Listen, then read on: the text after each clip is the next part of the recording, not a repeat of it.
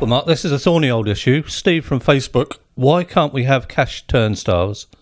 Fans will be more inclined to attend if they could turn up and pay cash on the gate. Ticket booths are a waste of time as you queue up twice.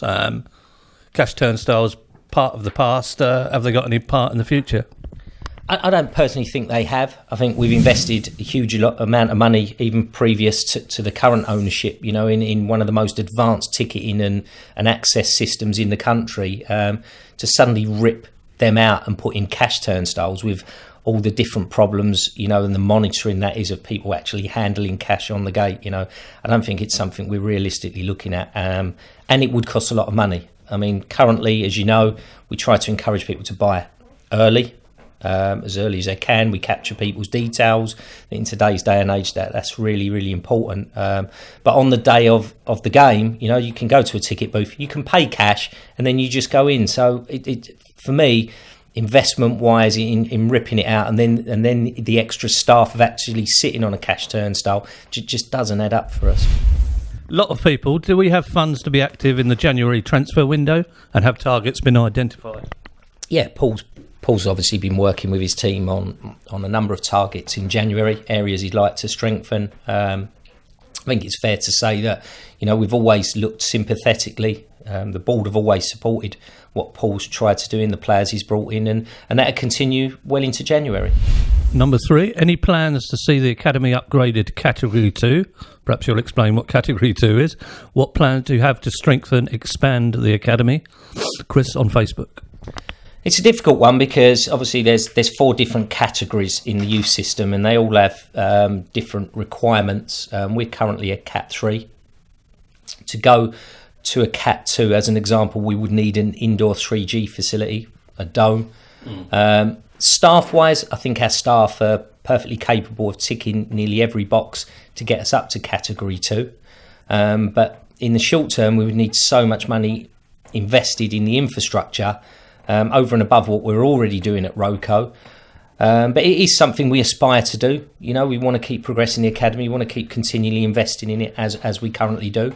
And obviously being a Cat 2 is something we want. But as I say, it's going to require substantial investment. And like I said previously, the biggest aspect to that will be an indoor dome with a 3G facility. And you know, you're looking upwards of $1 million plus for something on that, plus the land it's on, plus the rent. So it's quite a substantial investment for us to make at the moment.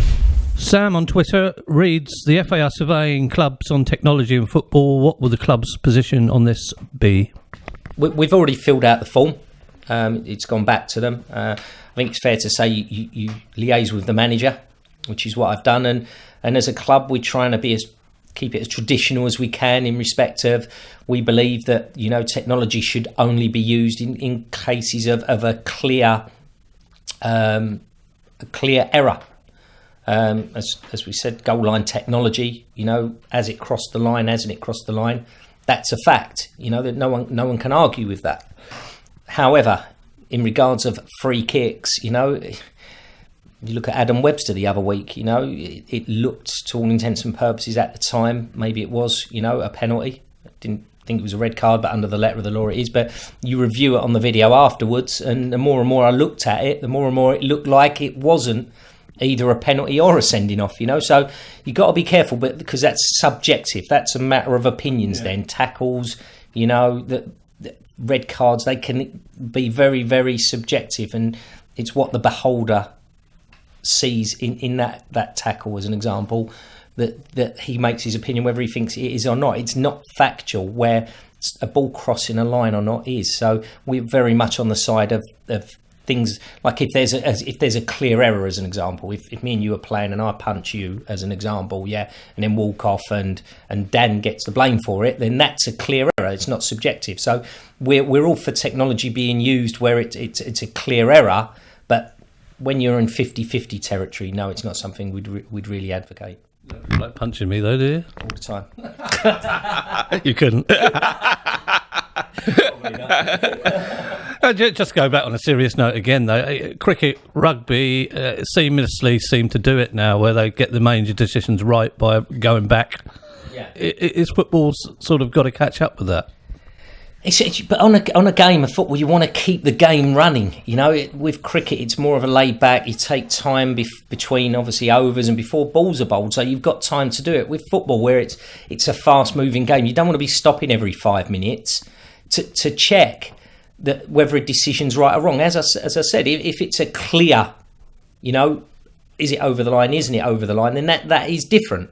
You know, it's a bit like the LBW with Hawkeye in cricket. You know. Great innovation. You know, people can see, you know, they get the decisions now more right than wrong. But, you know, that cricket has umpires, we have referees. You know, referees have got to manage. And what you don't want is to be spending 10 minutes on a match day going over, was it a tackle, wasn't it? Was it a fair tackle, wasn't it a fair tackle? Is it a red card, is it a yellow card? You know, these are all subjective and there's no real clear, you know, fact of yes or no associated with it. So that's where we are. I mean, retrospectively, as we've got at the minute with Adam Webster as an example, with what happened at Leyton Orient, you know, you can go back there with the FA and review it, and there's appeals, and they do use the technology, so it's already in place, and we're not objecting to that. But what we're saying is, on an actual match day, you've got to leave it to the referee, warts and all. Right. Well, a lot has been said about Ipswich FA Cup tickets. Another one, Nathan on Instagram asked, why did we not receive the full allocation for the FA Cup game against Ipswich, which I thought every team were entitled to 15%? Yeah, FA Cup rules are different to league rules. With league rules, it's on sale or return, it's 10%, and it's on sale or return. For the FA Cup, it's 15%. But depending on the impact it has on each individual club, they can ask for that to be prepaid, i.e. you commit to buying the tickets, whether you sell them or not. In the case of Ipswich, I mean, the conversation went like this, you know, that Ipswich contacted us, said their away section holds 2,500. You are entitled to 15% of 30,000, so you're entitled to 4.5. Up to 2.5, we can give you on sale or return, because it's our away section, there's no increased costs. If you go above that figure, then it steps up. You're into an area of the home ground, which then ups the police category. I think it was from a B to a C. And to cover the extra costs involved that both clubs have to pay for, by the way, you would need to sell at the discounted prices we were already offering, £15, you would have to sell 1,000 tickets just to cover your costs. Now, having discussed that internally, having discussed it with people that come to most games, the ticket office especially, we didn't feel there was an appetite for that extra 1,000. Now, bearing in mind, that extra 1,000 would just about have covered costs. There is, doing the maths, it might have needed us to sell 1,200-1,300 tickets to actually cover the costs. Now, that's one hell of a risk when you're going into a football match that the whole point is to try and generate as much money as you can going into it, not just breaking level, but actually risking losing on the extra tickets, you know. So we took the decision not to take the extra allocation. As it's important for supporters to realise that if you look at the £15 a ticket as an example, with the concessions, if we'd have sold another 1,000, if you use a general rule of thumb, taking the concessions into account, the average price of a ticket would have been a tenner. Okay, then in that tenner you've got VAT, so that brings it down to £8 odd net. Out of the £8 odd net, 10% goes to the FA, so you're down into the £7 odds per ticket. So you sell 1,000 tickets, it's £7,000 odd pound net that we get. The costs in just the police without the stewarding were actually in and around slightly more than that figure. So people see the headline figure of £15, but when you actually net it down to what the clubs receive, it was closer to £7. So, you know, I've got a responsibility to supporters and shareholders that we don't put the club's money at risk, especially on a game when you're looking to generate as much money as you can by way of a windfall in the FA Cup. So that was the rationale behind the decision. Now, listen, some people are going to say that's right. Some people are going to say that's wrong. You can never get it 100% right. All I try to do all the time is try and get it right for the majority and in the best interests of the football club. There was probably a great lot of sympathy for the PA announcer this week who announced the goal that never was. And I must admit that I was celebrating before he even announced it, which must have been quick. But I think Paul Cook joined in the sort of the fun of that. But more important for people, the big screen and the time clock. Can we just not scrap it and get a proper one installed that actually works? I think that, listen, the PA announcer made an error. You know, we're examining how that error happened. You know, like most of us, we all thought it was a goal. When I sat down, for a minute, I thought, was there a hole in the back of the net? Because I couldn't believe it wasn't a goal, you know. But anyway, listen, that was an error. It happens. Unfortunately, in football, when someone makes an error, it's in the full glare of 17,000 people on a match day, as it happened, and another countless, probably hundreds of thousands out there on social media. We do that numerously in the office in front of about 10 people, don't we? He did it in 17,000. Listen, people in businesses every day of the week make mistakes. I make mistakes, you make mistakes, Dan makes mistakes. I'm sure people, as supporters watching this, make mistakes. But when it happens in any normal business, you're not under such public scrutiny. So I've got a degree of sympathy with the PA announcer. We're looking at ways, you know, that won't happen again. Obviously, it's the first time it's happened, to my knowledge, and it won't happen again. The big screen works fine. There's no issues that I'm aware of with the big screen. The clock, we're not happy with. We're not happy with the manufacturer. They've been out countless times. How in this day and age you can't get a clock to actually function, you know, digitally is just beyond belief. They'll be out again this week, and what I can say is if it doesn't work again, then there will be hell to pay on it. What is the plan when it comes to the stadium? Will we be looking to move away? If so, how could that be funded? Or expanding Fratton Park again, how could that be funded? Multiple people. You know, we keep coming around to this every month, and I'll state what I've said previously, in that the board of directors of Portsmouth Football Club, you know, working alongside the PST and the presidents, are now looking at all different options, both home and away from Fratton Park. And we're at a crucial stage in the club's history, really. As I said, that, you know, if we stay at Fratton, we're restricted. We're sort of landlocked to a degree, although there's options being looked at there. But listen, until all the facts are out there, you know, as in, and the feasibility studies done in regards of all the different options available, then I think it's unfair to sort of preempt the decision of the board. The board needs to sit there, look at all the different options, whether that be at Fratton Park or away from Fratton Park, and then we all have to focus our minds, as you said, on raising finances and investment for that. Onto the Milton End. Now, we always get a lot of queries about the Milton End. Yeah. People don't understand the logistics of the Milton End. But from Sean, have you ever thought of maybe rehousing away fans elsewhere? I think a long time ago, away fans used to sit in the top part of the north section, or the south section, I should say. Sorry, south section. Such a waste with the Milton End always empty. And there's logistics behind that as well at times, isn't there? Yeah, I mean, it's important to realise we've only... from a home, that Luton was the first game this year, we've actually not had tickets to sell to fans. You know, I think even there we still had some family tickets left and some bits pocketed around. But, you know, it's the first game we've effectively sold out as a home club. So it's not been a major issue, even though we've been doing really, really well in the league. Now, we've had numerous studies conducted by professionals who all to a man say the Milton End for away fans is the most logical place to put away fans.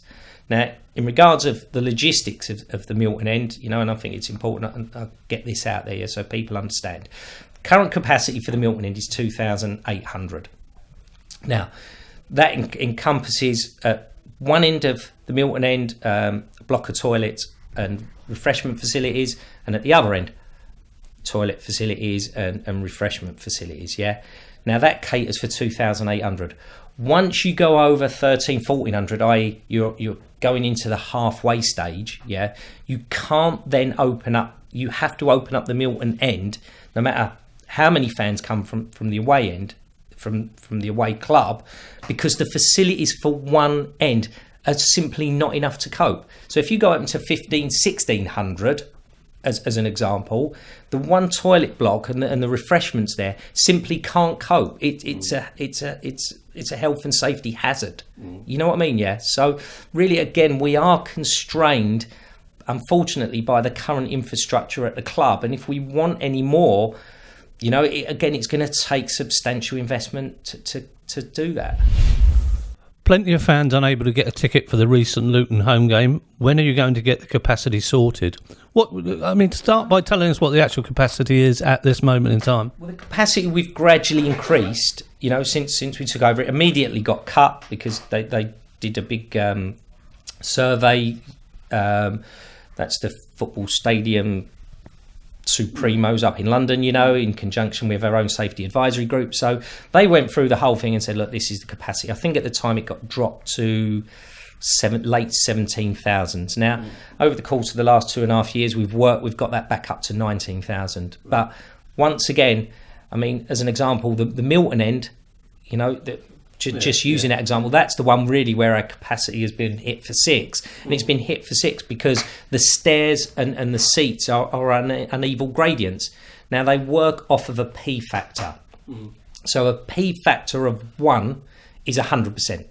Okay, it's the physical factor of the stadium. So in the Milton End, because the gradients are wrong, I think off the top of my head the P factor is 0.75. So what they say is because the stairs are not level, you have to reduce your capacity accordingly, because in the event of any trouble, there's a potential, when I say trouble, a major incident, that because the steps are uneven, there could lead to a stampede, someone falling over, and unfortunately, it's happened at other football clubs where people have lost their lives as a result, in the rush to get out. So that's the logic by why the safety advisory group cut the capacity, and that's talking to the police, the fire service, our own safety stewards, the sports ground and safety guide people. Everyone is involved in that, and it's called the Green Guide. So there are rules and regulations. There's no way around it. So in regards of the Milton End, if you're going to start reprofiling all the steps and everything, then you might as well just start again, because that's going to be the cost involved in it. It's not a simple fix of a man with a trowel redoing it. The whole stand needs to be redone. So we are currently at just short of 19,000 capacity. Just to put it clearly, Luton, there wasn't a massive amount of fans that couldn't get tickets for Luton. We did try and accommodate them everywhere we could, but that was the first time it's happened this season. So back to the old thorny issue of the Milton End. I guess you've explained some of this already, but what would be the advantages, Aaron on Facebook asks, and disadvantages of adding a bar in the Milton End for the away fans to purchase alcohol? Personally, I think the club would benefit from the enhancement financially. Yeah, financially it would be fantastic for us, but we're back to the Milton End again and the issues that we've got there, in that you can't legally purchase or consume alcohol in view of the pitch. So once you've bought your pie or your Coca-Cola or whatever, in the away kiosk at the minute, you can go down to your seat because there's no room for anyone to stand and consume it there and then. With alcohol, I don't know where they'd go. So that if we sold a pint, as an example, to an away fan, they have to be moved on and back to their seat. So it's breaching the rules and regulations. It's actually breaching a legal requirement. As I said, you can't consume or purchase alcohol in view of the pitch, and so there's nowhere for them to go. So it's not our rule, that is a national legal requirement. Right, just to finish, halfway through the season, your synopsis on things so far? They're pleasing. I think we've progressed massively. I think we're in a position to strengthen even more in January. It's difficult with football now. Everything's so instant, and people want instant success, and it doesn't work. I think I've said previously to you, if you look at the teams in the top 3, they've had periods of stability, whether that be with the squad or with the manager. And we've unfortunately turned over managers and turned over staff and personnel and players, and that's not good. We've now doing really, really well. We're in a great position. People still getting to know each other on a pitch. It takes years sometimes to build good squads. I'm hoping it won't take that long, but I think Paul's done a remarkable job in really 5 or 6 months, and we're in a great position for the second half of the season. It should be noted that 7th manager went yesterday at Notts County, so that's getting on for half the league, which is getting a bit desperate. It's just incredible, isn't it?